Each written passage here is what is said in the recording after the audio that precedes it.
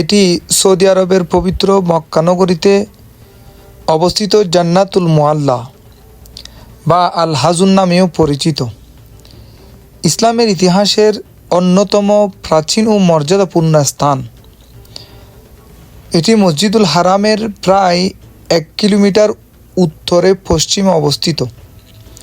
এই ঐতিহাসিক স্থানে মহানবী হজরত মুহাম্মদ সাল্লাল্লাহু তাআলা আলাইহি ওয়াসাল্লামের প্রথম স্ত্রী আম্মাজান খাদিজাতুল কুবরা রাদিয়াল্লাহু তাআলা আনহা এবং রসুল পাক সাল্লাল্লাহু তাআলা আলাইহি ওয়াসাল্লামের দাদা হজরতে আব্দুল মুত্তালিব এবং মা আমেনা এবং চাচা আবু তালিব সহ ইসলামের অনেক গুরুত্বপূর্ণ সাহাবী ও পূর্বপুরুষ চিরনির্দায়ী শায়িত আছেন।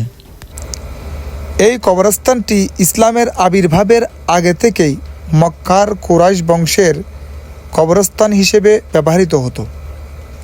হিজরতের পূর্বে মক্কায় উফাতপ্রাপ্ত নবীজির প্রায় সকল আত্মীয় স্বজন ও পূর্বপুরুষদের এখানেই দাফন করা হয়েছে।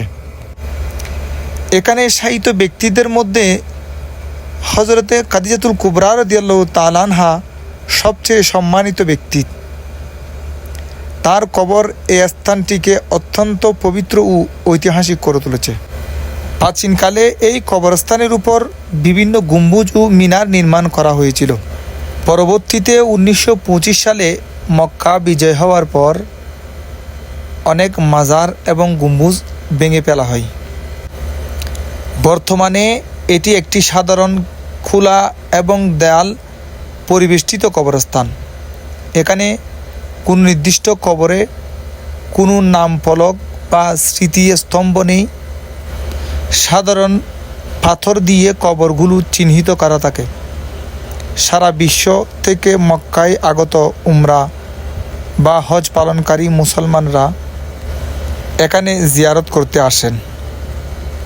এখানে শায়িত আছেন মহিষী নারী আখির নবী সৈয়দুল আম্বিয়া হজরত মুহাম্মদ সাল্লাল্লাহু তাআলা আলাইহি ওয়াসাল্লামের প্রথম স্ত্রী উম্মাহাতুল মুমিনিন মা খাদিজাতুল কুবরা রাদিয়াল্লাহু তাআলা আনহা, যিনাকে রসুল পাক সাল্লাল্লাহু তাআলা আলাইহি ওয়াসাল্লাম অত্যন্ত মহাব্বত করতেন, ভালোবাসতেন।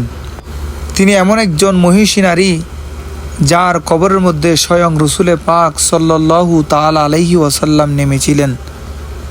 রসুল পাক সাল্লাল্লাহু তাআলা আলাইহি ওয়াসাল্লাম আম্মাজান খাদিজাতুল কুবরা রাদিয়াল্লাহু তাআলা আনহাকে এতটাই মহাব্বত করতেন যে একদিন হযরত মা আয়েশা সিদ্দিকা রাদিয়াল্লাহু তাআলা আনহা বলেন, ইয়া রাসূলুল্লাহ,